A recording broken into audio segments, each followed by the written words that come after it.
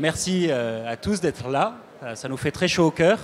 Je suis donc Stéphane Alliez, j'ai la chance d'être co-directeur éditorial de la rédaction de Mediapart et j'ai une plus grande chance encore, c'est d'être entouré aujourd'hui par nos partenaires qui sont un socle assez incontournable de l'histoire de Mediapart, puisque il y en a avec qui nous travaillons ensemble depuis un bon moment. Nos partenaires locaux, ce que j'ai un temps appelé, mais j'ai promis que j'arrêtais, mais je continue encore un petit peu juste pour les agacer, nos cousins de province, qui se sont créés dans la foulée, plus ou moins immédiate, du lancement de Mediapart, un peu en faisant les mêmes constats que nous faisions au niveau national, ils les faisaient au niveau local. Et donc j'ai la chance, la joie d'accueillir autour de moi, et je vais les laisser se présenter plus en détail, en tout cas présenter leurs médias, mais Gaël Cérez de Médiacité Toulouse, donc Médiacité est un pure player d'investigation locale qui est présent dans 4 villes en France, donc Toulouse avec Gaël, mais également à Nantes, Lyon et Lille. À ses côtés, à mes côtés, Lisa Castelli, qui est une journaliste émérite de l'équipe de Mars Actu, qui à Marseille est présente déjà depuis une dizaine d'années, sous des formes diverses, elle nous racontera cela. À ma droite, j'ai Manuel Sanson, qui est l'un des tauliers du Poulpe de Rouen, journal d'investigation locale de Rouen et de la Normandie, au sens large, puisque le pouvoir d'investigation du Poulpe déborde largement de la métropole rouennaise. Et encore à côté, la chance aussi d'accueillir Pierre France, soutier de rue 89 Strasbourg, qui, dans la foulée du rue 89, lointain cousin de création de Mediapart, rue 89 n'est devenu qu'un onglet maintenant du site du Nouvel Obs après son rachat, voilà. Mais l'expérience locale qui avait été créée à la fin de l'époque de rue 89, à Lyon, à Bordeaux, et à Strasbourg. Et à Strasbourg, donc, a continué sous des formes indépendantes. La marque reste, mais le format est un peu différent. Nous allons discuter de ça. Vous dire que ces partenaires-là qui ont 4, 5, 8, 10 ans d'expérience sont venus nous trouver à Mediapart à différents moments de leurs histoires pour voir quelles étaient les conditions qui pouvaient être les nôtres d'un travail en commun, d'un travail de partenariat. Et qu'on est très heureux d'avoir pu aider à nos modestes moyens, que c'était soit du conseil, soit de temps en temps des prises de participation dans leurs médias, soit désormais maintenant via le Fonds pour la presse libre, des aides plus conjoncturelles pour les aider à se développer. Que ça se fait dans une totale indépendance, là aussi, de ligne éditoriale, même si nous partageons beaucoup de valeurs communes. Chacun se nourrit les uns des autres. C'est à la fois un partenariat donc, de dynamique, de croissance un peu économique, d'échange un petit peu sur les bonnes manières de croître, mais aussi un partenariat éditorial qui ne cesse de se renforcer depuis plusieurs années maintenant et dans lequel on essaye de reprendre le meilleur de ce qui peut se faire dans cette presse indépendante locale, de lui donner une visibilité au niveau national en reprenant les articles sur notre site, depuis 2 années maintenant, en rémunérant ces reprises d'articles pour essayer de contribuer aussi à notre manière, nous Mediapart, au développement de cette presse locale. Et d'essayer d'échanger. On se retrouve quasiment tous aussi au sein du syndicat de la presse d'information indépendante en ligne, le SPIL, dont Marie était une des représentantes lors du débat précédent. Voilà, c'est un petit peu cette logique d'écosystème vertueux qui se base sur l'indépendance de la presse, que ce soit au niveau national ou au niveau local, qu'on essaie de construire tous ensemble sur une base coopérative. Il ne s'agit pas de viser un grand groupe de presse comme certains et plusieurs de nos concurrents, mais plutôt de travailler tous ensemble en bonne intelligence et en bonne dynamique et de confronter nos expériences, nos habitudes et nos pratiques d'enquête, que ce soit face au pouvoir politique qu'au pouvoir économique. Et on retrouve à peu près les mêmes difficultés objectives, qu'elles soient éditoriales face à ces pouvoirs-là, que même commerciales, puisque ce sont des gageures certaines d'arriver à se développer dans des écosystèmes très très pollués, que sont ceux de la presse française, de ces aides assez iniques, de ces aides à la presse assez iniques, de ces subventions de collectivités locales, de la publicité, de ces affres. Tout ça est assez difficile, mais se fait à chaque fois avec une grande dynamique, une grande envie de faire bouger les choses, de retrouver des valeurs journalistiques qui se sont parfois un peu égarées, et de les retrouver au niveau local comme au niveau national. Je vais laisser la parole un petit peu à nos camarades pour qu'ils présentent leurs médias, qu'ils expliquent un petit peu leurs difficultés, leurs joies, leurs espoirs. Et après, nous essaierons de donner un grand temps de questions-réponses aussi avec la salle, parce qu'on a des expériences très diverses à faire valoir ici. Je vais peut-être commencer par donner la parole à Gaël de Médiacité Toulouse, qui nous raconte un petit peu l'expérience de Médiacité, qui existe maintenant et qui a, à travers les 4 villes dont je parlais, Toulouse, Nantes, Lille et Lyon, fait bouger déjà beaucoup de choses, mais qui se heurte quand même à des difficultés. Gaël, je te laisse en parler davantage. Merci Stéphane. Bonjour à tous et à toutes. Donc Médiacité, c'est une douzaine de personnes dans ces 4 villes, plutôt des journalistes, mais pas que. On a aussi des membres annexes à côté de la rédaction. On a aujourd'hui 5300 abonnés, ce qui est pas mal et à peu près réparti de façon égale dans nos 4 villes, mais ce qui est encore insuffisant pour atteindre l'équilibre économique qu'on cherche depuis 5 ans. On a été créé fin 2016 et début 2017.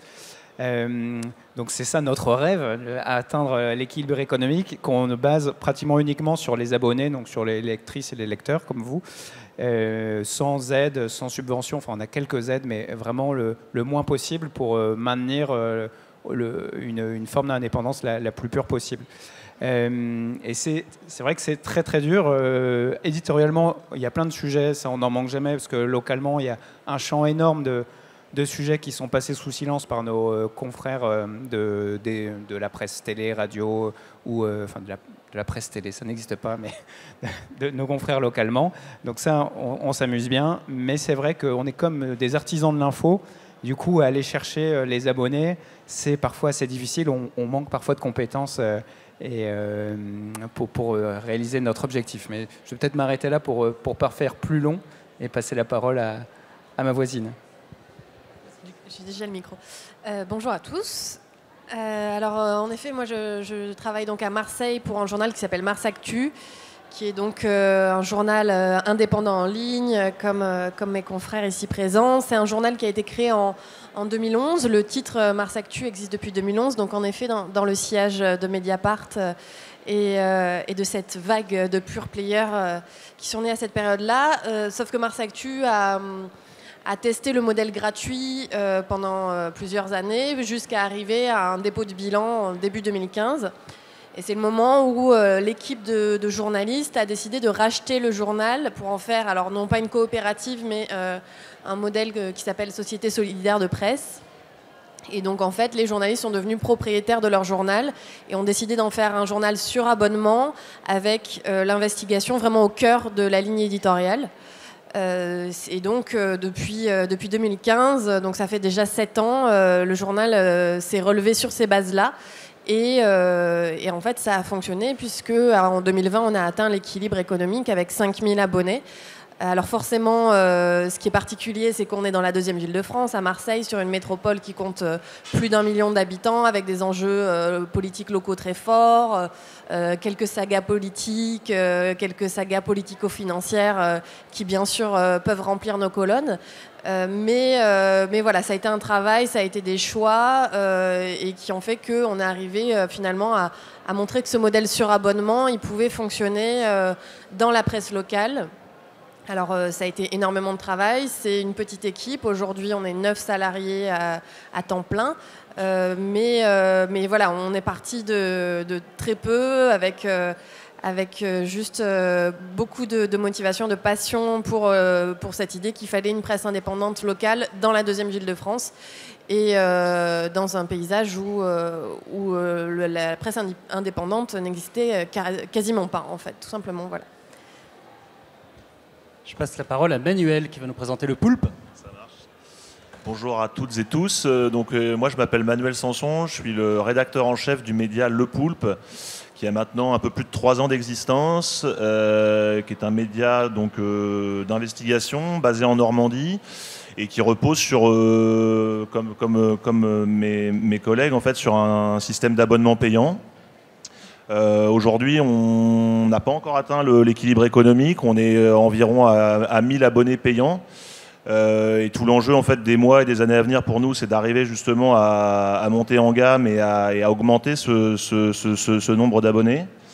Aujourd'hui, on est deux principaux fondateurs et animateurs du site, et avec un salarié, moi-même. Et on fonctionne aussi donc avec un volant de pigistes, en fait, de journalistes pigistes, une quinzaine ou une vingtaine sur la région.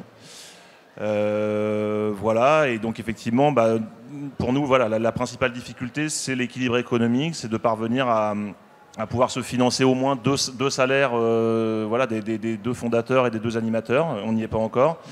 Et en fait, la difficulté n'est pas tant éditoriale, je dirais, elle est surtout commerciale, marketing. C'est ça, c'est ces compétences-là qui parfois nous manquent, parce qu'on n'est pas formé à ça et parce qu'on n'a pas forcément le temps aussi pour mettre en œuvre tout ce qu'on aimerait mettre en œuvre. Et donc voilà, pour nous le défi aujourd'hui, il est vraiment sur ces enjeux-là.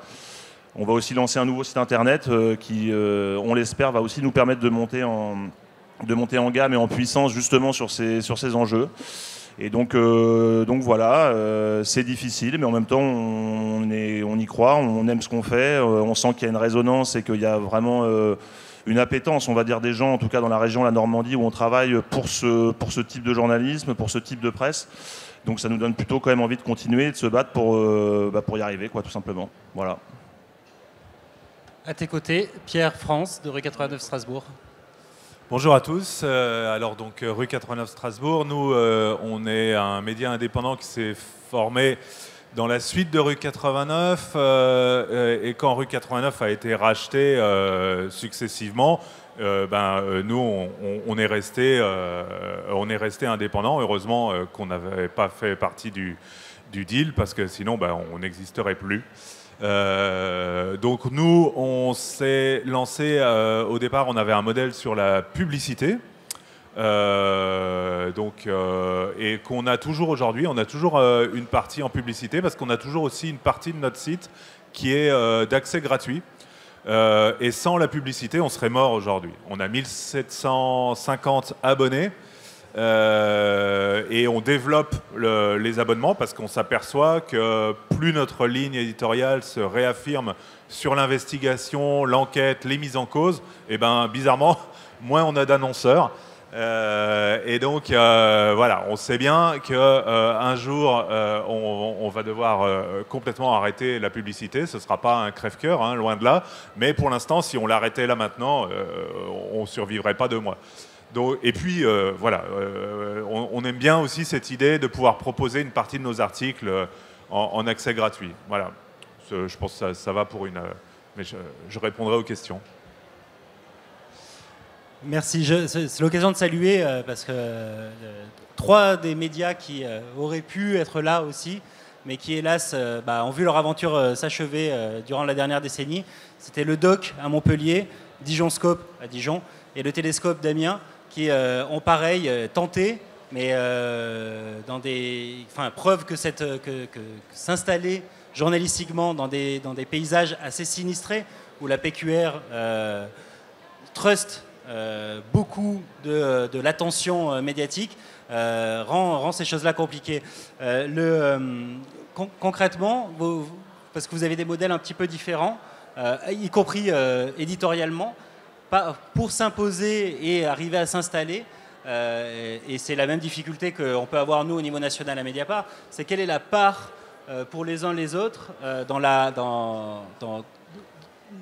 capacité à s'implanter localement, implanter un journalisme différent.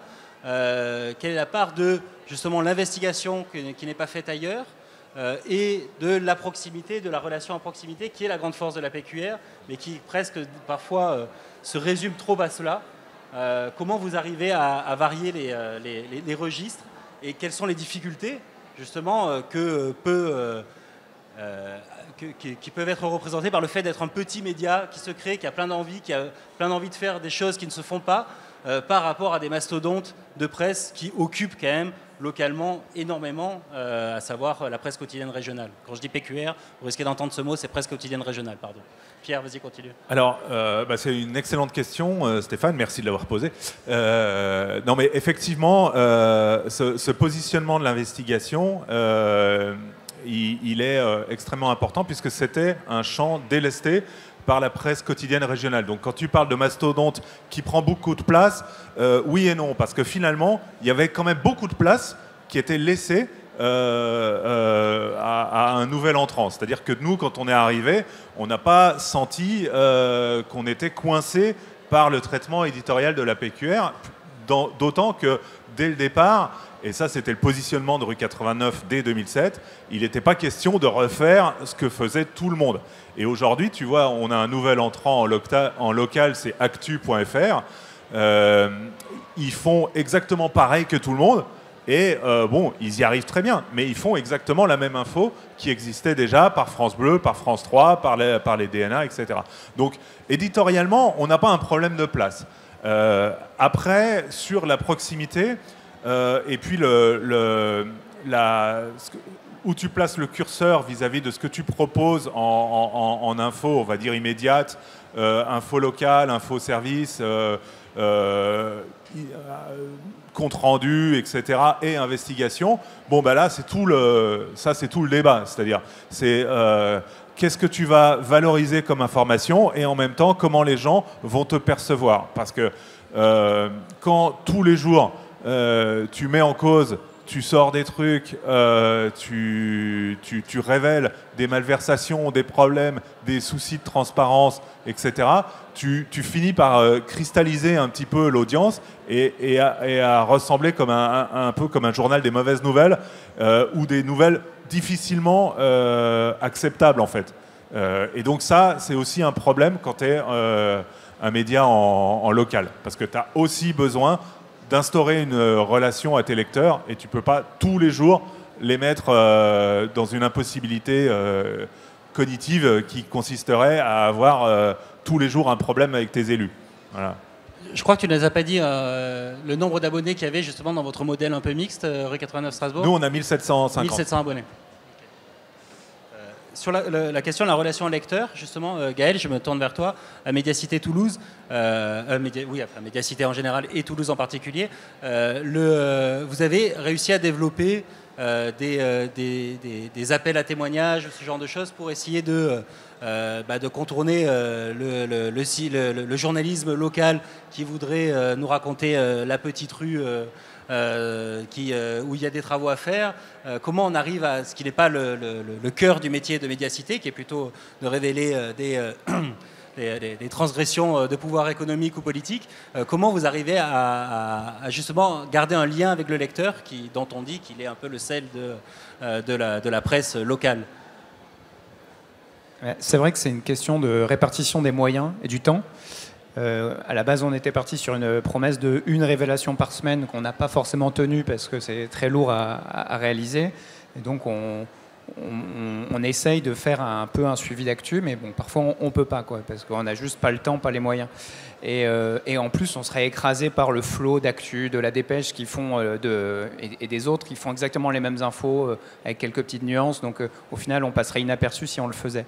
Du coup, pour essayer de se démarquer, on a beaucoup misé pendant les 5 premières années, un petit peu moins récemment, mais bon, il y a eu le Covid, etc. Donc, sur le journalisme participatif. C'est-à-dire que on faisait appel à l'ensemble de nos abonnés, de nos lecteurs. On leur proposait de voter sur différents thèmes que la rédaction avait choisis. Et une fois qu'ils avaient décidé quelle thématique on allait chercher, par exemple l'embourgeoisement des quartiers populaires, la gentrification, merci, on décidait de creuser ce thème et on a organisé des ateliers avec des personnes très implantées dans certains quartiers, avec des spécialistes, etc., pour faire sortir en fait des sujets, des angles qu'ensuite on creusait, on publiait, et comme ça nous a permis de faire des longs dossiers d'une dizaine d'articles sur des sujets co-créés un peu avec notre communauté. Donc c'était une façon d'inclure nos lecteurs, de les intégrer aussi dans la chaîne de production, de leur faire découvrir aussi tout l'envers du décor. C'est à la fois très intéressant parce que novateur, même au niveau national, ça se fait pas vraiment. Le problème, c'est que c'est encore une question de moyens. Pour ça, il faut avoir du temps, il faut avoir de l'énergie pour après des sujets qui, il faut l'avouer, ne sont pas cataclysmiques au niveau révélation, quoi. Et donc, tout le monde est content de la démarche. Mais au final, ça ne marque pas tant que ça l'actualité médiatique quand on sort ces dossiers sur le bien se nourrir dans nos villes, bien se loger, etc., quoi. Et donc c'est le gros dilemme de faire bien, de faire différent, tout en allant chercher les gens qui sont de toute façon appâtés par le scandale, etc. Et tout en sachant que si on sort scandale sur scandale, comme tu disais, on finit par dégoûter les gens qui préfèrent dire au revoir à l'information. Donc c'est un équilibre très tenu à trouver. Et bon, voilà, on teste, ça marche pas, mais on ne s'arrête pas de tester en tout cas. Ça, c'est un peu notre lot commun à tous. On teste beaucoup et puis des fois ça marche, des fois moins.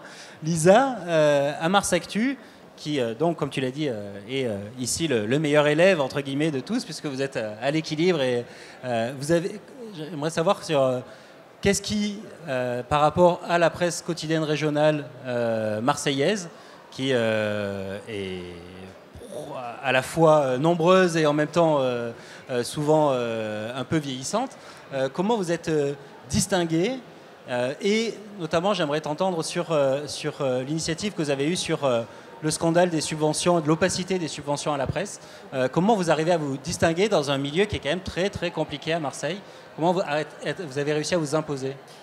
Alors, pour poser le décor, hein, je ne présume pas que tout le monde est au point sur la presse marseillaise locale. Donc, on a toujours le principal titre de la presse locale reste La Provence, qui était donc détenu par Bernard Tapie, feu Bernard Tapie, et qui va passer, c'est désormais officiel, entre les mains du milliardaire Rodolphe Saadé, qui détient la CMA-CGM. Qui est donc le principal armateur français et le plus gros employeur privé de la ville de Marseille. Donc, niveau indépendance, on n'a pas d'inquiétude à se faire dans cette concurrence-là. La Provence reste un journal qui, en plus, va pas bien au niveau du nombre de tirages, qui a un public très vieillissant, avec une présence en ligne...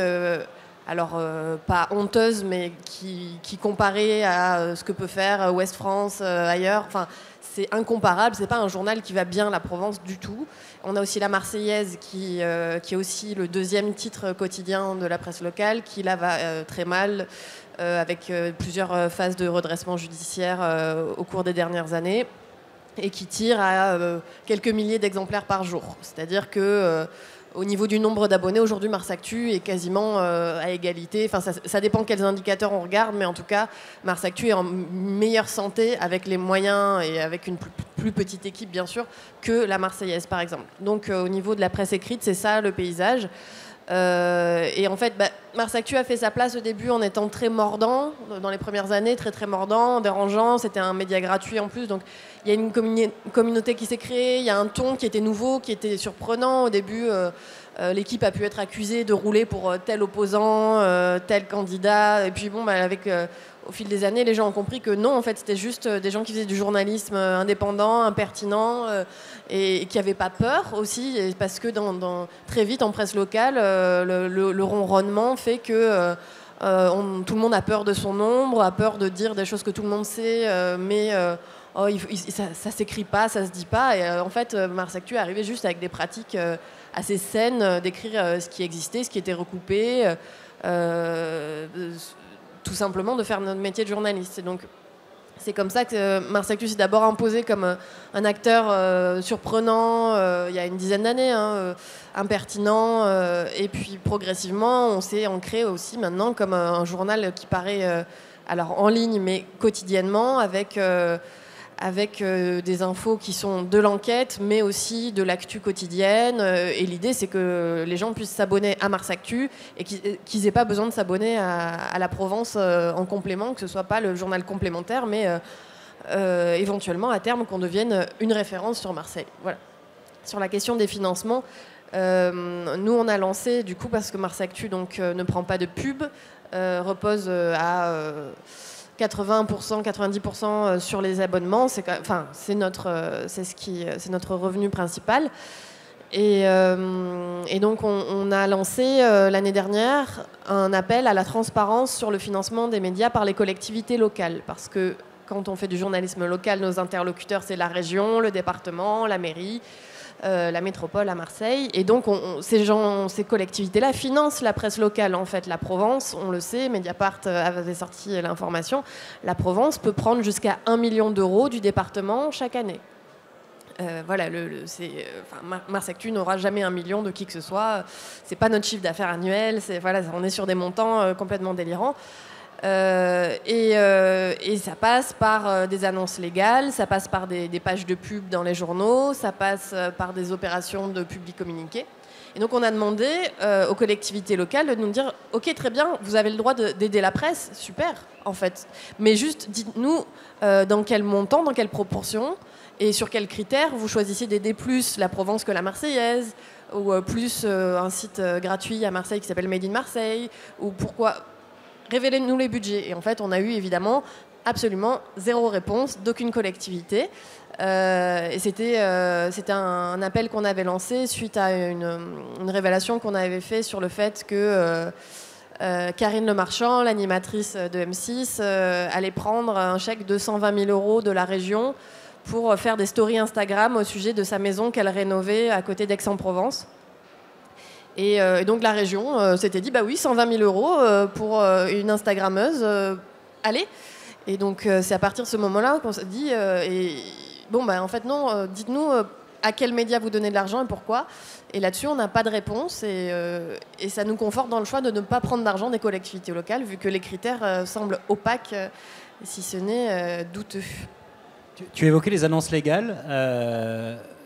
Rue 89 Strasbourg bénéficie des annonces légales. Est-ce que vous pouvez expliquer ce que c'est à notre public qui n'est pas forcément affranchi de ces pratiques de presse les annonces légales, c'est formidable. C'est une arnaque sanctifiée par l'État. C'est-à-dire qu'on va obliger les entreprises à publier des informations qu'elles pourraient publier elles-mêmes toutes seules quelque part, mais on va leur dire, vous le publiez dans des journaux habilités. Et vous allez en plus leur payer 150 € si c'est une petite annonce, jusqu'à 1 000 € si c'est un changement important dans l'entreprise. Et donc ça a été présenté pendant longtemps comme une aide indirecte à la presse de la part des entreprises, sauf que évidemment le système a été complètement détourné et maintenant dans toutes les régions de France il y a des journaux qui ne vivent que des annonces légales, qui font vraiment très très peu de journalisme.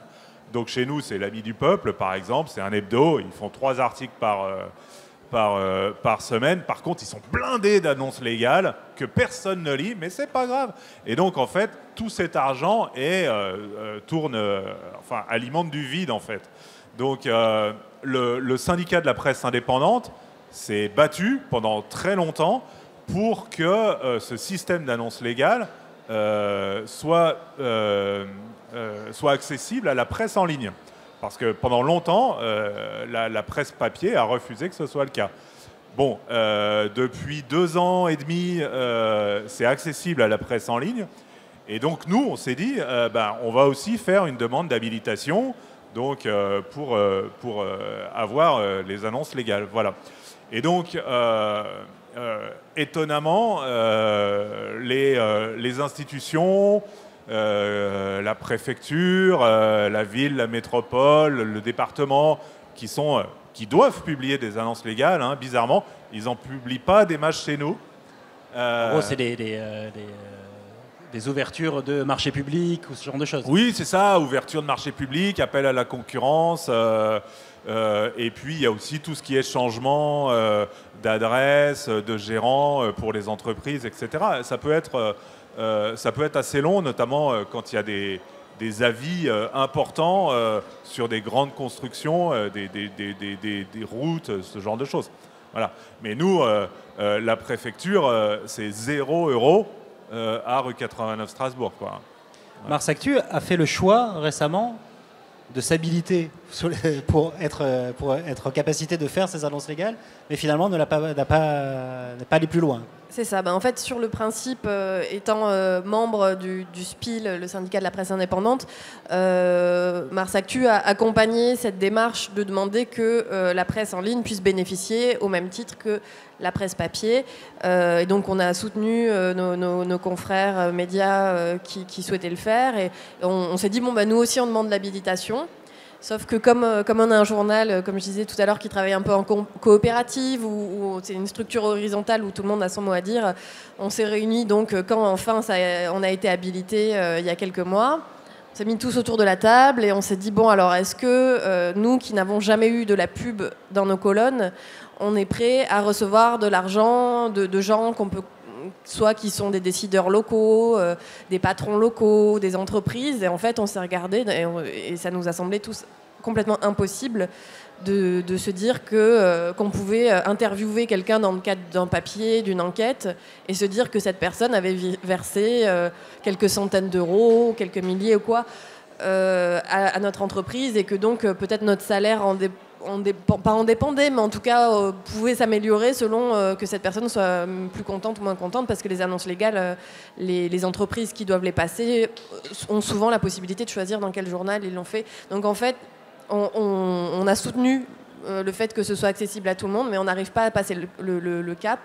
Et tant que ce ne sera pas vital, et en tout cas on va tout faire pour que ce ne soit pas vital pour nous, même si on a été en contact avec des plateformes qui proposent de gérer ça et qui nous ont dit mais ça peut vous faire 50 000 € par an. Donc on nous a vendu Monts et Merveilles, et c'est vrai que 50 000 € pour le budget Mars Actu, c'est énorme.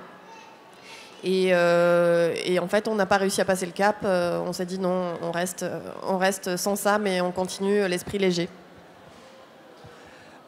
Il faut savoir que les annonces légales, c'est en gros, notamment celles qui sont institutionnelles et de collectivités publiques locales, c'est aussi un levier et une façon, et un instrument de chantage aussi pour tout homme politique en situation de présidence de région, de département ou de métropole ou de mairie. On donne les annonces légales, un article ne nous plaît pas dans la presse, on retire les annonces légales. C'est impossible de construire un budget en toute indépendance en comptant sur cet argent-là, comme le disait Lisa, qui est souvent pas négligeable dans la construction d'un budget d'un journal de presse. Le nerf de la guerre reste un petit peu l'argent, et c'est pas juste du mercantilisme, tout ça est fait pour produire de l'actu, et c'est quand même là-dessus je voulais qu'on commence, même si c'était un peu plombant sur les difficultés économiques, mais pour mieux souligner la nécessité absolue pour tous les médias indépendants locaux de trouver leur survie financière. Parce que, et c'est aussi un autre tour de table avant de vous donner la parole que je voulais faire avec vous, c'était que vous nous racontiez un petit peu ce qui n'aurait pas été révélé si vos médias n'avaient pas existé dans la presse, dans votre zone locale. C'est assez vrai. Je vais me tourner vers Manu, direct, qui a pas eu la parole pour le poulpe. Mais voilà, démontrer un peu l'intérêt d'une presse indépendante, y compris au niveau local. Voilà, c'est quoi les informations qui, comme le disait George Orwell, n'auraient pas pu être révélées sans vous, et parce que l'information, c'est ça, c'est révéler quelque chose que quelqu'un ne veut pas voir révélé. Et tout le reste n'est que relation publique, comme disait tonton Georges. Oui, effectivement, c'est vrai que nos médias, là je pense pour tout le monde, en fait, permettent d'accéder à des informations, à des enquêtes, à de l'investigation qu'on ne trouve pas ailleurs chez les confrères de la PQR ou dans les médias radio, télé. Nous, par exemple, en ce qui nous concerne, on a beaucoup travaillé au moment où on s'est lancé. C'était à peu près concomitant sur l'incendie, par exemple, de Lubrizol à Rouen, qui naturellement a été, il y a eu des comptes rendus, il y a eu des informations dans la PQR et compagnie, mais disons que nous, on a fait de l'enquête dessus, on a révélé des choses, on a sorti des documents que je pense, qui ne seraient pas sortis si on n'avait pas été là. Autre exemple plus récent, c'est une petite commune dans la métropole de Rouen qui s'appelle Canteleu, où récemment la maire a été mise en examen pour complicité de trafic de stupéfiants. Là encore, c'est un sujet qui a été été abordé par nos confrères, mais disons que nous, on est allé au fond des choses. On a réussi là encore à récupérer des sources, des documents, des éléments exclusifs qui n'avaient pas été mis en lumière par nos confrères, peut-être par faute de temps, peut-être aussi sur d'autres considérations, je ne sais pas, mais en tous les cas, effectivement, là, on a pu mesurer, et les lecteurs du Poulpe, et en Normandie, on peut mesurer l'importance et l'intérêt d'avoir un média comme le nôtre qui puisse enquêter sur des sujets qui sont effectivement sensibles, qui sentent un peu le soufre et qui n'étaient pas ou très peu documentés par les confrères, en fait, tout simplement. À Strasbourg, comment Rue 89 se distingue sur le fond des informations?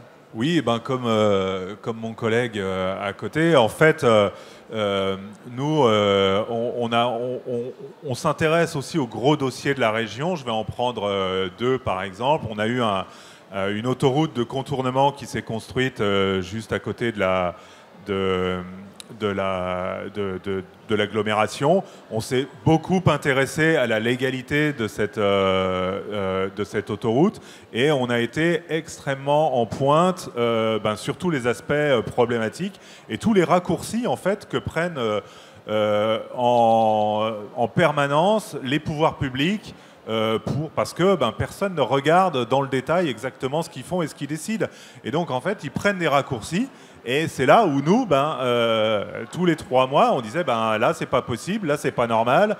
Et donc il y a eu des rendez-vous devant le tribunal administratif. Alors on n'a pas fait ce travail nous-mêmes, mais on a donné de l'écho à des gens, des collectifs qui attaquaient devant le tribunal administratif certains actes de la préfecture. Et évidemment, le fait que ce soit médiatisé, ça leur a donné beaucoup plus de poids.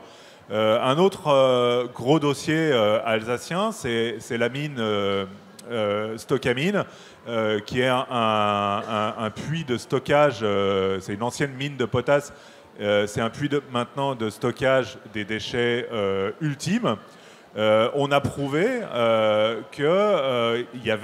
on ne savait pas en fait ce qui avait été mis au fond de cette mine, dont le gouvernement essaye de faire en sorte qu'elle soit fermée définitivement, malgré les craintes que ça fait poser sur la nappe phréatique d'Alsace, qui est la plus grande d'Europe. Et nous, on a prouvé, document à l'appui, qu'en fait, il y avait eu des magouilles, encore une fois, des raccourcis qui avaient été pris sur ce qui était stocké au fond de cette mine. Et le fait qu'on sorte des articles a obligé la justice, le parquet, à se saisir et à ordonner une enquête. Et donc, on retarde quelque part, par notre action, par notre seule présence, l'enfouissage définitif. Alors ça, c'est un sujet qui maintenant nous échappe un peu parce que c'est en train d'être traité au ministère de la Transition énergétique, enfin de la transition écologique à Paris. C'est pour ça qu'on essaye d'impliquer Mediapart dans ce dossier, mais qui est un dossier régional. Et des sujets comme ça, on en a plein.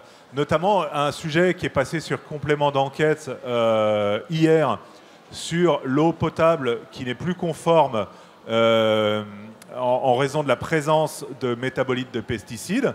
Nous, en juin, on a sorti les premiers arrêtés d'autorisation, enfin de contournement en fait, qui a été mis en place par la préfecture pour continuer à distribuer de l'eau qui n'est plus conforme.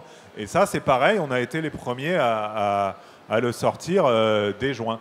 Donc en fait, on est vraiment sur tous les fronts. Vraiment, la ligne directrice, c'est la transparence en fait. Et on agit un petit peu comme un chien dans un jeu de quilles qui empêche tout un petit milieu entre régulateurs, acteurs, producteurs, de s'arranger et de mettre la couverture sur des dossiers dont ils savent pertinemment qu'ils sont pas propres. Et nous, en fait, on arrive et on jette des coups de projecteur dessus. Voilà. Tout le temps. Merci Pierre.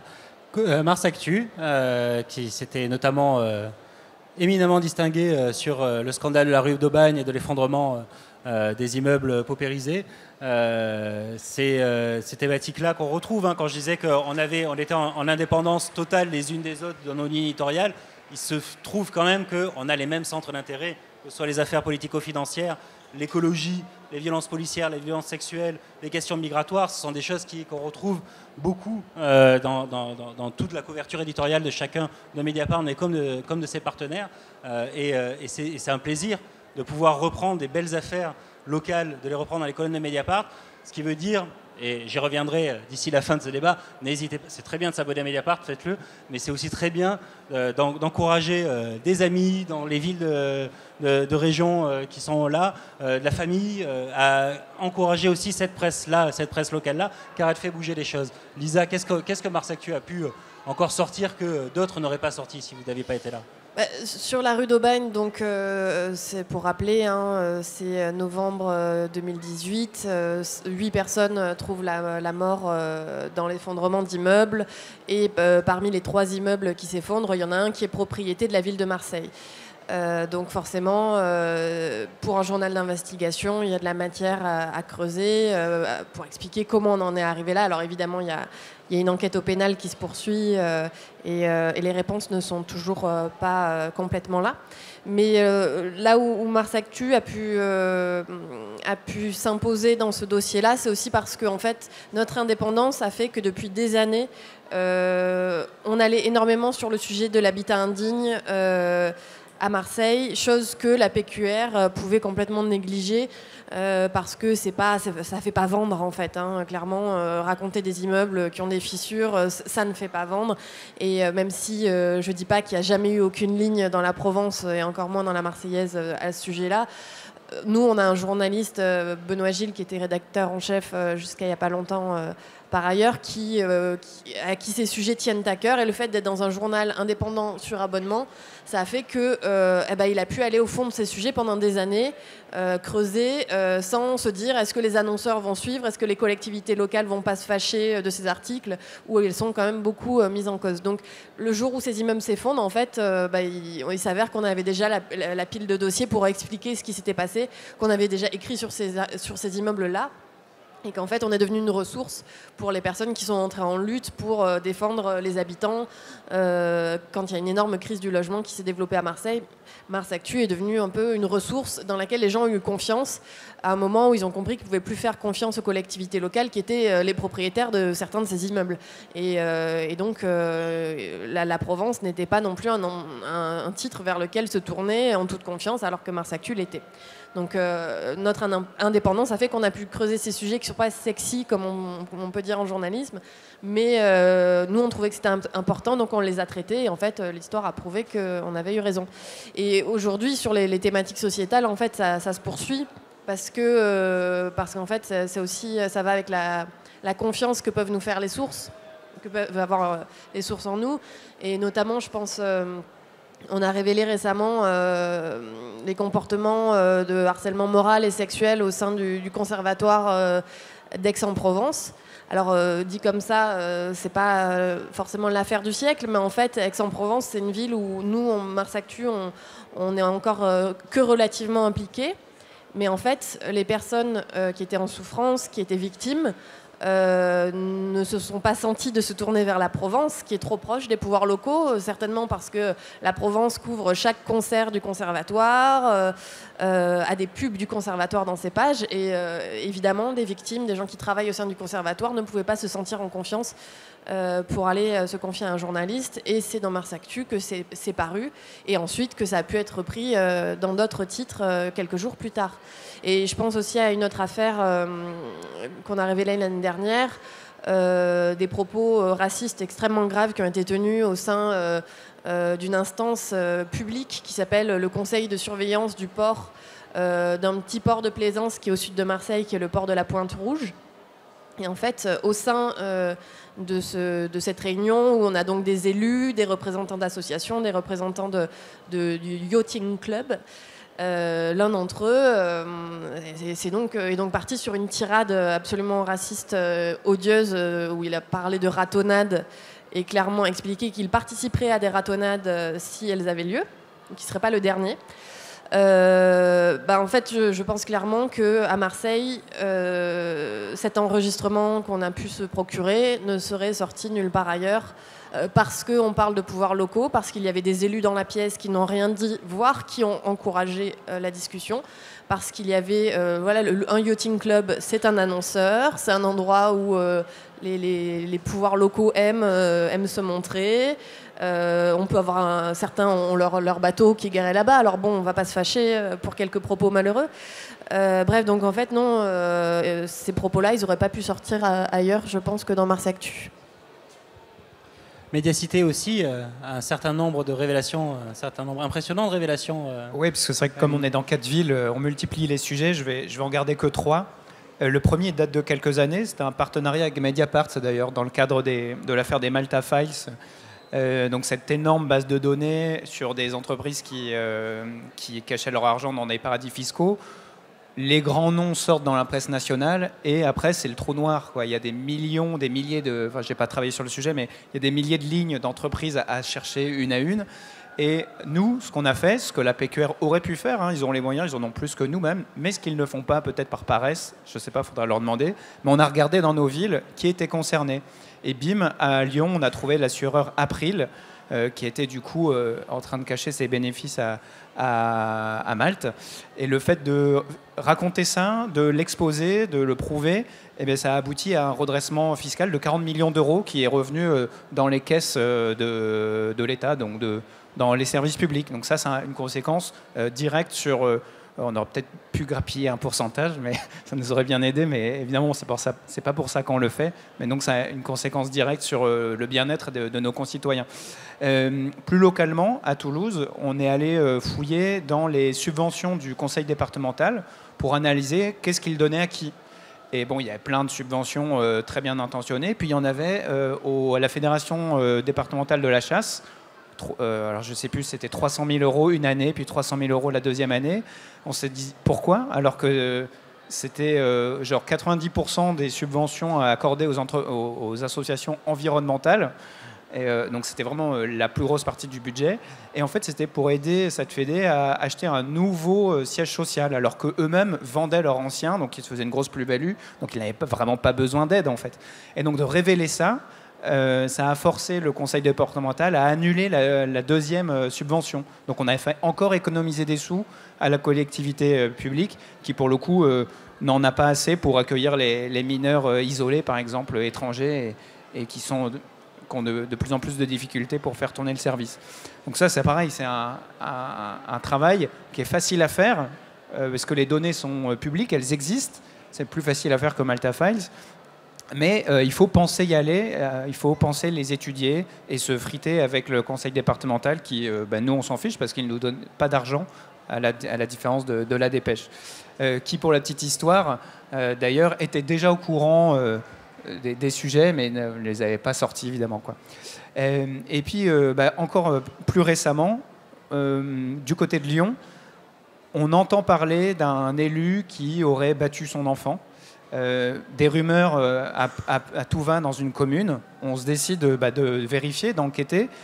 Je ne vais pas rentrer dans le détail, mais on décide de publier l'information parce qu'effectivement, cet élu, les Républicains, a été condamné pour, je crois que c'était une gifle, je ne suis plus sûr, donc il faut aller voir l'article. Mais donc il y a des faits prouvés et en justice, quoi.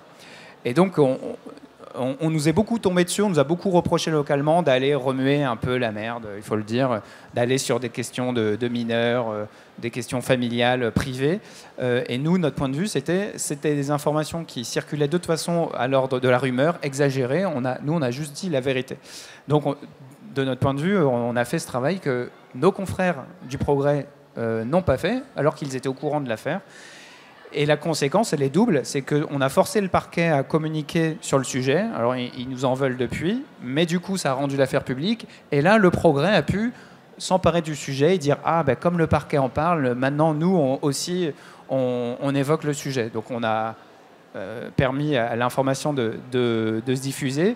La conséquence négative, c'est que, du coup, on a un procès en diffamation de la personne Je ne vais pas présager de l'effet du verdict, mais bon, nous, on a rapporté des faits avérés, hein, donc je ne sais pas si on sera condamné, j'espère que non. Mais j'en parle parce que c'est un sujet assez récurrent. On a 5-6 procès en diffamation qui touchent beaucoup nos confrères nationaux par rapport contre Bolloré, par exemple, où c'est des procédures bâillons qui nous prennent du temps, de l'argent. Et quand on est un grand groupe, un journaliste de France Télé, c'est plus facile à supporter. Quand on est une petite rédaction de 12 personnes, ça nous pompe beaucoup d'énergie, beaucoup de temps. Et c'est un outil que les pouvoirs publics, que les élus n'hésitent pas à utiliser parce qu'en plus, c'est pris en charge par les collectivités. Donc pour eux, c'est tout bénef. Pierre veut rebondir, vas-y. Oui, alors vous avez bien expliqué qu'en fait, il y avait des sujets dont la PQR était au courant, mais qu'elle ne traitait pas. Et ça nous est arrivé à plusieurs reprises. Et alors, le truc rigolo, c'est que du coup, les journalistes nous appellent et nous refilent le truc. Des journalistes locaux nous disent, mais ça, si je le propose, on va pas me donner le temps d'enquêter. Et puis on va dire que c'est pas important, ou alors on va nous accuser de remuer la merde, comme tu l'as dit. C'est vraiment une accusation à laquelle on est confronté en permanence. Et donc du coup, on a des affaires qui nous reviennent par les journalistes, quoi. Tu vois, la perversion du truc. C'est-à-dire que, y compris les journalistes, nous considèrent comme les garants, en fait, les seuls en capacité d'aller enquêter parce qu'il va falloir passer 3 semaines et puis parce que ça va te ramener des emmerdes. Voilà. C'est l'occasion de dire, comme quand on s'en prend à la presse d'entreprise, la presse d'industrie, ce n'est pas les journalistes que nous visons, ce sont bien leur direction, leurs propriétaires. Et c'est toujours, ou même quand on parle on n'a rien contre le traitement des journalistes de terrain de BFM sur les Gilets jaunes. En revanche, ce qui se passe, comment l'antenne est captée par des éditorialistes qui nuisent au travail de terrain des mêmes journalistes, ça pose question. Avec tous ensemble, là, on a aussi coproduit beaucoup d'enquêtes ensemble. Avec Rue 89 Strasbourg, on a travaillé sur Musique2, le scandale du MeToo dans la musique, et qui concernait notamment beaucoup de boîtes de prod strasbourgeoises. On a également travaillé sur Lubrizol, comme le disait Manu, de concours ou sur d'autres affaires, sur d'autres enquêtes, le Benalla de l'Oise notamment, de l'Eure. Avec Mars Actu, on a beaucoup travaillé sur, autour de la rue d'Aubagne ou sur les questions politiques, avec le personnel politique national qui est visible à Marseille, où on a pu travailler de concert et mêler nos plumes et nos expertises. Également avec Médiacité, je ne compte plus le nombre de coopérations qu'on a pu faire, mais notamment quand on a des gros dossiers type les Football Leaks, c'est un plaisir de pouvoir en confier une partie à nos camarades de Médiacité sur Lille ou à Nantes, où on a pu faire avancer et révéler beaucoup de scandales qui, nous, on n'aurait pas eu le temps d'aller ausculter forcément le club de foot de Nantes et le club de foot de Lille en se concentrant plus sur le PSG ou sur le Barça, le Real. Médiacité va faire ce travail-là et on a pu sortir aussi beaucoup d'informations. Ce que je veux dire, c'est que la coproduction est importante et on le voit, nous, là, on est hors zone de nos partenaires, même si Médiacité touche un petit peu Saint-Etienne, c'est quand même un peu loin. Mais dans l'incroyable affaire de Saint-Etienne, on a bien vu à quel point les journalistes de terrain du Progrès, dont la direction vraiment mérite les critiques que Gaël a pu faire et que je rejoins complètement, mais on voit bien localement comment des journalistes d'un coup peuvent reprendre cette affaire-là et eux-mêmes se mettent dans le journalisme et eux-mêmes finalement, parce que l'affaire est tellement énorme qu'elle concerne le maire, se mettent aussi à fouiller la merde, à aller faire les poubelles, tout ce genre d'accusations pas très sympathiques qui nous est faites à nous journalistes, mais qui finalement font le sel de notre métier, car à la fin c'est comme ça que ça fait de l'info. On voit bien que à la base le journalisme n'est pas perdu. En revanche, ce qu'en font beaucoup des propriétaires voire des directions le dévoient complètement de leur sens premier. Je pense qu'il est temps de vous laisser la parole un petit peu, de questionner, de poser toutes les questions, aucune n'est interdite, à nos invités sur la presse locale, l'investigation en milieu régional. Je vois des mains qui se lèvent là. Hélène, ne salue pas ta maman parce que tu as un micro, mais transmets-le pour la question. Oui, bonjour. Je voudrais dire un mot sur la presse régionale d'Île-de-France, parce que l'Île-de-France, c'est aussi une région. Elle n'est pas en province, mais il s'y passe des choses qui concernent les gens de cette région et qui n'intéressent pas, a priori, ceux des autres régions de France. Alors d'abord, un petit complément par rapport aux annonces légales. En région parisienne, les annonces légales sont monopolisées par 2 titres, Le Parisien et Les Échos. En tout cas, pour les enquêtes publiques, par exemple, dans ce qui est financé par les collectivités, les préfectures, etc., c'est uniquement dans ces 2 journaux-là. C'est déjà un peu choquant, mais ça l'est encore plus depuis que ces 2 titres sont la propriété du même groupe. Donc il y a un groupe de presse national qui, en région parisienne, monopolise toutes les annonces légales, donc il reçoit du fric en quantité importante. Alors certaines qui sont lues par les lecteurs parce que c'est des projets qui les concernent, la plupart ne les lisent pas, mais enfin, ça mériterait parfois d'être lu. D'autres, ça n'a aucun intérêt, mais bon. Voilà, donc ça c'est une précision que je voulais apporter à ce qui a été dit tout à l'heure par rapport à la presse de province.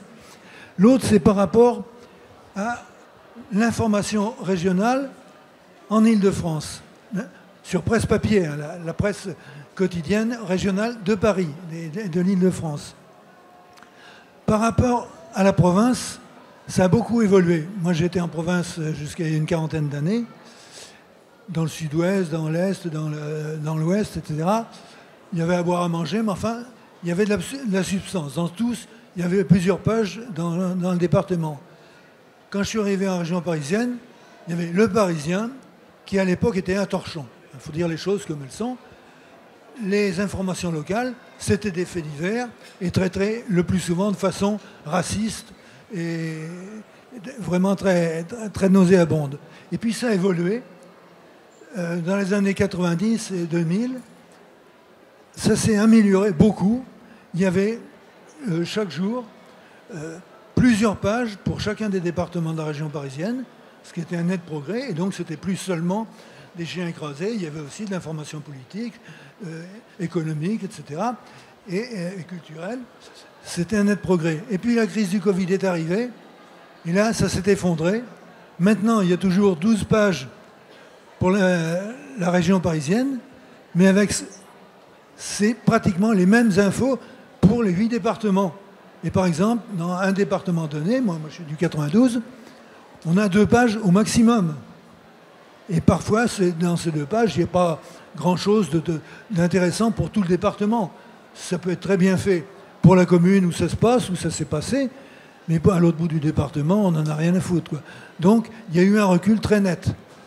Et là, c'est regrettable, parce que, malgré tout, c'est des lecteurs qui sont frustrés d'une bonne partie de ce qu'ils avaient précédemment. Et je voudrais rajouter autre chose, c'est qu'à une époque, il y a 2 titres parisiens plus importants, plus sérieux, entre guillemets, que Le Parisien. C'est Le Monde et Libé qui ont lancé des pages locales. Le Monde, ça n'a pas duré longtemps, hein, je crois que c'était 1 an ou 2. Libération, ça a duré un peu plus longtemps, 4 ou 5 pages. C'était relativement bien fait, c'était un peu moins complet que Le Parisien, mais c'était souvent mieux fait. Mais ça a disparu. Et donc maintenant, dans un département donné, on a 2 pages en tout et pour tout, chaque jour. C'est vraiment un net recul, et nettement moins bien, qui se fait en province, même dans les provinces les moins bien pourvues en quotidiens locaux. Merci. J'avais une question, enfin je sais pas, une remarque sur... il n'y a que des médias qui sont des médias en ligne, mais la presse locale indépendante, elle est aussi beaucoup papier. Et il y a des expériences qui marchent bien de presse papier locale, enfin qui marchent, Enfin, par exemple, le Postillon, ça fait des années sur Grenoble qu'ils font beaucoup d'enquêtes, etc. Ils galèrent financièrement aussi, voilà, mais ça existe. Là, en ce moment, il y a l'Empaillé qui essaye de concurrencer la Dépêche et qui fait, je trouve, un super travail de diffusion. Et avec, pareil, une ligne éditoriale et une écriture de qualité. Voilà, donc c'est pour savoir, est-ce qu'il n'y avait pas un truc à jouer pour les médias en ligne aussi Enfin, moi, je trouve qu'au niveau local, l'aspect papier permet une rencontre avec le public et une incarnation quoi, qui peut être intéressante. Voilà, je me demandais si c'est des choses auxquelles vous pensiez et comment vous vous positionnez vis-à-vis de ça. Et je me permets une autre question, c'est plus pour avoir pas mal réfléchi sur la presse locale. Un des trucs qui m'a toujours étonné, c'est justement l'absence de reprise par les grosses rédactions, souvent de scandales, de scoops, etc.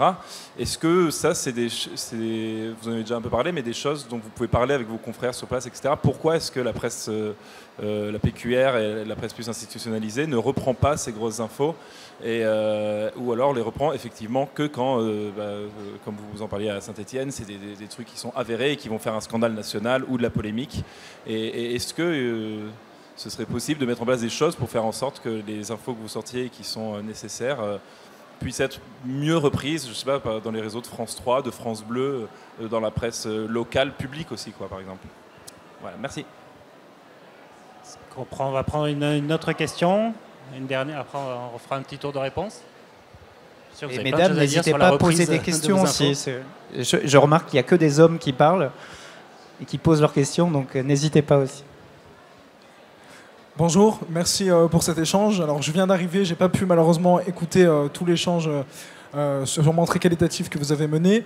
Je me questionne sur un lien qui peut être fait entre la presse locale et la démocratie. Est-ce que finalement l'augmentation de la presse locale et surtout du journalisme local peut permettre de mettre en lumière certains enjeux locaux et donc de changer un mode de gouvernance qui serait moins vertical mais plus horizontal avec des parties prenantes localisées qui permettraient de faire émerger des enjeux locaux et de mener des politiques publiques locales répondant à ces enjeux et d'éviter ainsi dans la presse et dans les médias une surabondance du national avec des sujets qui ne sont parfois pas très utiles pour les habitants de certaines régions. Je vous remercie. Alors on va faire un premier tour de réponse. Sauf que j'ai vu une main se lever encore. Non? Oui. On va prendre cette question-là aussi. Merci Hélène de te déplacer. Bonjour. Oui, donc moi j'ai une question. Vous parlez donc c'est très difficile d'obtenir des abonnés. Est-ce que quelles sont les stratégies un peu, pour avoir justement des abonnés, si vous pouvez un peu parler de ça. Bon, je sais que c'est compliqué, mais un peu rapidement. Merci. Sur les stratégies de financement, c'est ça? Je n'ai pas entendu. D'acquisition d'abonnés, pardon. Alors, qui veut commencer sur ce tour de réponse? Moi, je peux juste dire quelque chose par rapport à la question sur la région parisienne. C'est vrai ce que vous dites. C'est vrai que du coup, le Parisien est en quasi-situation de monopole, mais de plus en plus de sites aussi se créent. Moi, je vois au syndicat de la presse indépendante d'information en ligne, on a plusieurs sites, plusieurs pure players, comme Essonne Actu, 94 citoyens. Nous-mêmes, Mediapart, on a parmi nos partenaires le Bondi Blog, qui est présent sur la Seine-Saint-Denis, mais pas que, qui traite essentiellement de l'actualité dans les quartiers populaires tout autour de Paris. Mais effectivement, il y a un gros enjeu. Je parle de site internet parce que, pour répondre à la question sur le Postillon et l'Empaillé, qu'effectivement, nous connaissons, on pourrait également faire un salut au Ravi hebdomadaire, non mensuel, qui était mensuel, satirique et d'investigation, un partenaire de Mars Actu comme de Mediapart, et qu'on salue très fort, qu'on pense à eux très fort, parce qu'ils viennent d'arrêter il y a 2 semaines leur publication. La réalité, c'est qu'il est bien plus aisé, je pense, sans parler à votre place, mais en tout cas, nous, c'était déjà le constat qu'on faisait au début de Mediapart. Aujourd'hui, la lourdeur de la création d'un média papier par rapport à la souplesse que peut permettre la création d'un site internet est 1000 fois plus encourageante pour avoir des résultats vite en termes de diffusion de l'information. Ce qui fait que, effectivement, en tout cas nous d'un point de vue national, mais en effet c'est une vraie question locale et je vous propose de vous la soumettre, c'est comment vous arrivez à entretenir, parce que c'est vrai que en région, la presse papier c'est important. Comment on fait pour... je connais déjà une partie de votre réponse parce que tous vous avez un fort lien avec les lecteurs qui va se faire via des réunions publiques ou ce genre de manifestations. Peut-être que Gaël, tu peux commencer et nous dire un peu comment pourquoi pas de papier, ou alors pourquoi pas un peu de papier, ou pourquoi finalement vous assurez votre relation au lecteur autrement. C'est vrai que le pas de papier, c'est un choix dès le début parce que c'est un coût financier hyper important en termes de prix du papier qui augmente, en termes de logistique aussi, de gestion des invendus, de relations avec les points de vente, etc. Donc c'est une lourdeur dont les fondateurs de Médiacité ont voulu se passer dès le début et dont on va se passer pour les prochaines années. Ce qui nous permet de concentrer nos moyens vraiment à 80% sur l'éditorial. Le débat reste quand même toujours un petit peu là parce que c'est vrai que parfois on se dit tiens, est-ce qu'on ne devrait pas faire un recueil de nos meilleures enquêtes pour avoir une preuve papier, quelque chose à vendre, à donner, mais en fait ça resterait de l'ordre du symbole et probablement dans un carton à prendre la poussière au fond de nos locaux parce qu'on n'a pas la logistique, l'infrastructure pour diffuser ça. Alors c'est vrai que vous parlez de l'empaillé qui essaye de se développer à 3 ou 5 000 exemplaires dans la région Occitanie, qui sont quand même encore très loin de concurrencer la Dépêche. Je ne suis pas sûr que ça soit exactement leur objectif non plus. Et vraiment, ce n'est pas vers ça qu'on se dirige, même si c'est un modèle super sympa qu'ils font, qu'ils lancent.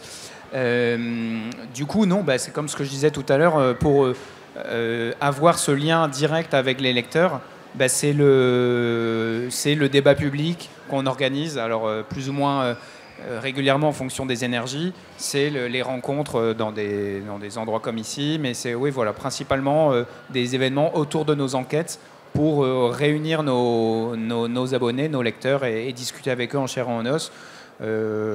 C'est forcément à une autre échelle, parce qu'on réunit peut-être 40 à 100 personnes sur nos événements et ça demande aussi beaucoup de temps qu'on est obligé de prendre sur nos enquêtes. Donc on ne peut pas le faire...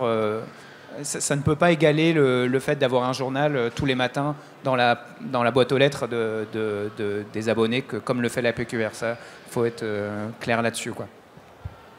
Lisa, à Mars Actu, vous avez fait la déclinaison papier ? Oui. Oui, et ça ne croupit pas au fond de nos placards, tout va bien. D'ailleurs, page de pub, on a quelques best-of à vendre sur notre stand qui est là-bas. Oui, on s'est lancé il y a 2 ans dans la mise en page, la création d'un exemplaire papier, aussi parce que, oui, c'est vrai, il y a quand même beaucoup de gens, surtout dans les générations plus âgées, mais pas seulement, qui disent « mais vous faites pas du papier, mais on aimerait avoir un objet ». C'est pas viable au quotidien, ça peut pas être notre modèle économique. Après, on a la chance à Mars Actu d'avoir une communauté de lecteurs, même de vrais soutiens et de gens qui, en fait, on en a vendu 600 exemplaires et on l'a monté en crowdfunding au début et on a eu, il me semble, 400 exemplaires commandés, donc le double de ce qu'on avait demandé à la base.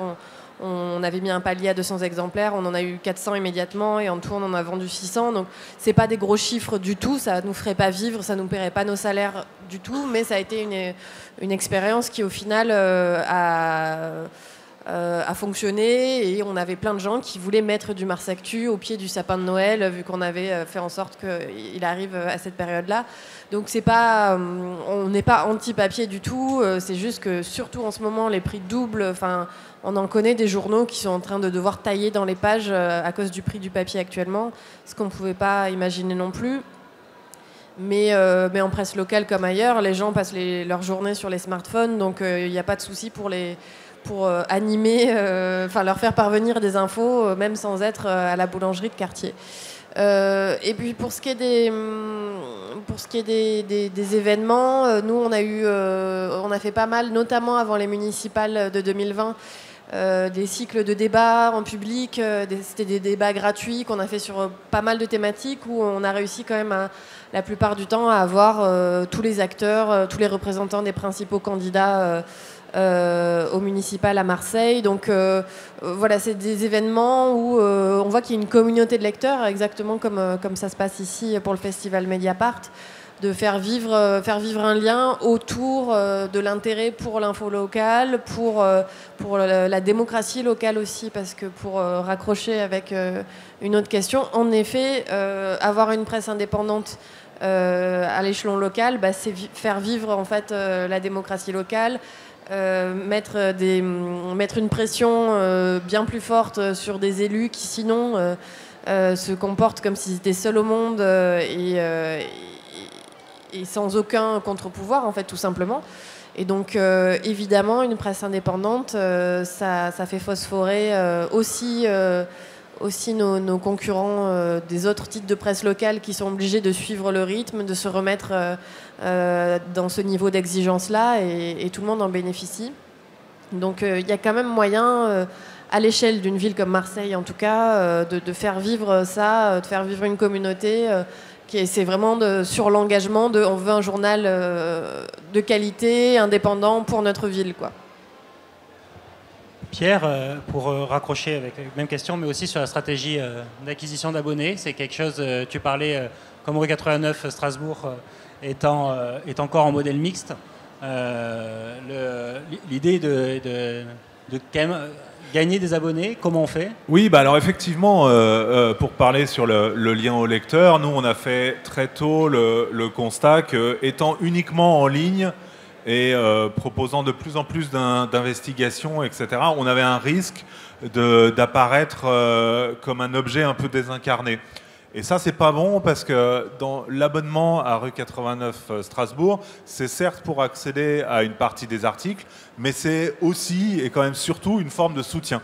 Et on s'aperçoit, et ça, tous ceux qui sont dans le business de l'abonné le savent, le soutien, ça marche quand même pas mal avec l'affect.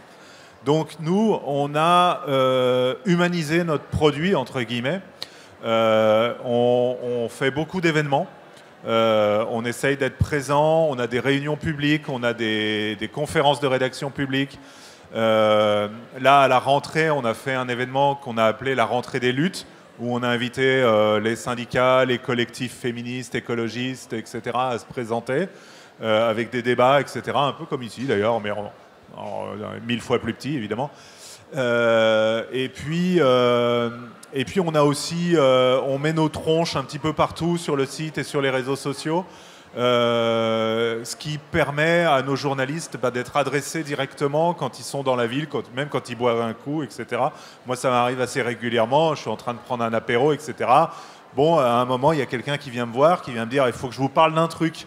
Tu vois, parce que c'est pas évident, en fait, de balancer sur une info. On a une plateforme sécurisée où les gens peuvent balancer anonymement. On a des mails, on a des formulaires, etc. Mais les gens, ils veulent quand même t'en parler. Et s'ils ne te connaissent pas, eh ben, ils vont passer par quelqu'un qui connaît, etc. Et donc, on a quand même des fois des sources directes comme ça. Et donc, en fait, voilà, on a toute une stratégie d'humanisation où on explique que Rue 89 Strasbourg, c'est un média qui est fait par des Strasbourgeois qui sont comme n'importe lequel des habitants de cette ville. Et donc, on est accessible. On essaye d'être le plus accessible possible. Voilà. Manu. Ouais. Quelle est la question? Un peu celle que tu veux, parmi celles qui ont été posées. D'accord. Celle qui t'arrange. Non, mais sur l'acquisition d'abonnés, voilà, comment dire, il faut avoir à l'esprit que, en tout cas, en ce qui concerne le Poulpe, c'est quand même une toute petite structure, c'est un petit média, et que donc, du coup, on ne peut pas être au four et au moulin, pour reprendre cette expression-là, et qu'on a donc, effectivement, on sait qu'on a des faiblesses et qu'on a des manques, notamment, par exemple, dans tout ce qui est la relation aux abonnés, d'organiser des réunions publiques, des événements, tout ça, ça prend beaucoup de temps, c'est très chronophage. Quand on est deux journalistes à travailler sur le pilotage éditorial d'un site, très clairement, c'est très compliqué à faire. Donc ça, effectivement, nous, c'est quelque chose qu'on essaye de faire, mais on a beaucoup de mal. En plus, le Covid nous a pas le Covid nous a vraiment pas arrangé au démarrage. Et après, donc effectivement, c'est de la communication plutôt numérique, digitale. Et là encore, c'est aussi, c'est ce que j'ai dit tout à l'heure, c'est-à-dire que c'est des compétences et des techniques d'arriver à toucher les bonnes personnes, de mettre en place les bons messages au bon moment, et puis de remplir l'espace en fait, parce que c'est quand même aussi ça, c'est d'être visible, que la marque du Poulpe elle soit visible le plus possible, qu'elle touche les bonnes personnes. Et tout ça, c'est un travail qui se fait au fil de l'eau, petit à petit. En développant des compétences, en se faisant aider aussi par des gens qui maîtrisent bien ces sujets-là. Et donc c'est comme ça que petit à petit, on essaye d'acquérir des abonnés. Et aussi, on en parlait tout à l'heure un peu en préambule de ce débat-là, c'est-à-dire qu'il y a aussi encore beaucoup de gens qui aujourd'hui ont du mal à comprendre que pour avoir des enquêtes fouillées, pour avoir de l'éditorial de haute qualité, ça coûte de l'argent. Et donc ces gens-là, ils ont envie de lire ça, ils le lisent d'ailleurs sur Internet, mais en fait, par contre, sortir une carte bleue pour mettre 4 €, nous c'est le prix de l'abonnement mensuel chez nous au Poulpe, et ils ont encore du mal parce qu'il y a un peu la croyance encore dans le mythe du tout gratuit sur Internet, et que cette croyance-là, il faut vraiment la battre en brèche et la casser parce que non, on peut pas vivre comme ça en fait. En tout cas, nous, ce modèle-là, on a besoin de ressources, et c'est principalement les abonnés qui nous procurent cette ressource pour justement enquêter, pour développer des sujets de qualité en fait. Voilà. Ouais, il faut bien avoir conscience que, ils se sont présentés, dit un petit peu leur étiage, mais comme Mediapart à ses débuts d'ailleurs, on investit d'abord dans le journalisme et le marketing, alors que c'est très important, notamment sur le numérique. Comme on est d'abord journaliste et qu'on a envie de faire du journalisme, on y pense souvent après. Parce qu'on n'a pas les moyens, parce que c'est pas nos métiers, parce que je sais qu'à Mars Actu par exemple, un salut amical à Jean-Marie qui a arrêté d'être journaliste pendant 1 an pour faire du marketing en gros.